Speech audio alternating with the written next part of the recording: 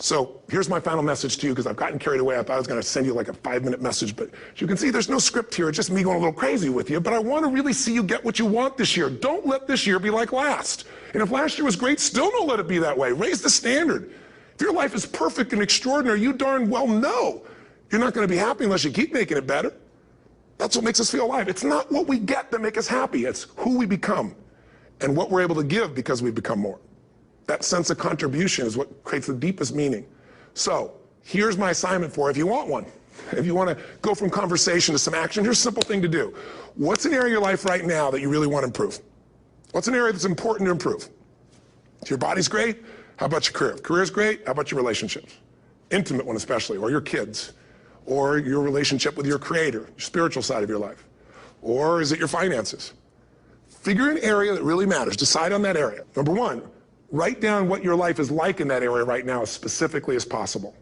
So you might say, well, I'm 13.5 pounds overweight, whatever the weight is, whatever the situation is, or my body fat's like this, or I wake up exhausted in the morning, and you write the truth of where you are right now.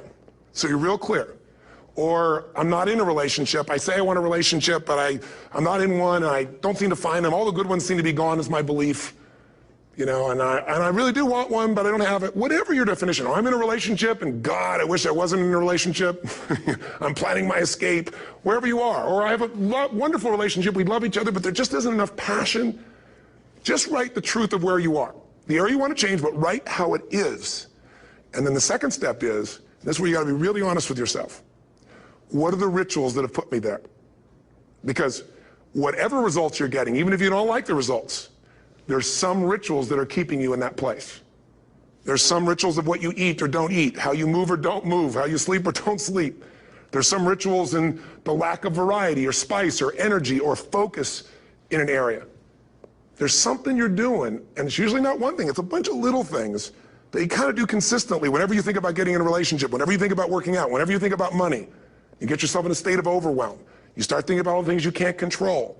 Just write down all the rituals you have, and then here's the third step. What do you want? What's your vision? And be really specific. I want to be my fighting weight. I want to be the strongest I've ever felt. I'm going to turn my, whatever it is, be specific.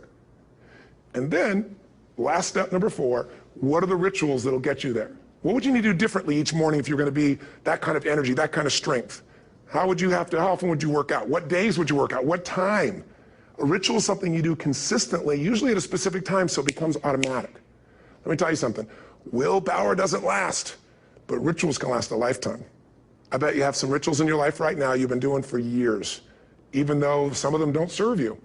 I'm just saying, wake yourself up. If you want a new year and a new life, you don't need to start on January 1st. Start today. Start with this little video. And just begin to see what happens and see how easy it is to just do a few little rituals. Don't do them all, just do 2 or 3 new things. And you know what happens? You'll get momentum. Because once you discipline yourself in one area of your life, you feel yourself doing it in other areas as well. And I always say something that my original teacher taught me. I always remind people, there's always 2 pains in life. There's the pain of discipline, or there's the pain of regret. And discipline weighs ounces, as my friend Jim Rohn taught me. Regret weighs tons. You don't want to have regret. So right now, what do you want to change? What's it really like? What are the rituals that got you there? That'll take a little homework. If you're not sure, ask the people around you. They'll tell you what your rituals are. What do I really want in depth? What are the rituals that'll get me there? And then get yourself to start a few of those actions and lock them in place.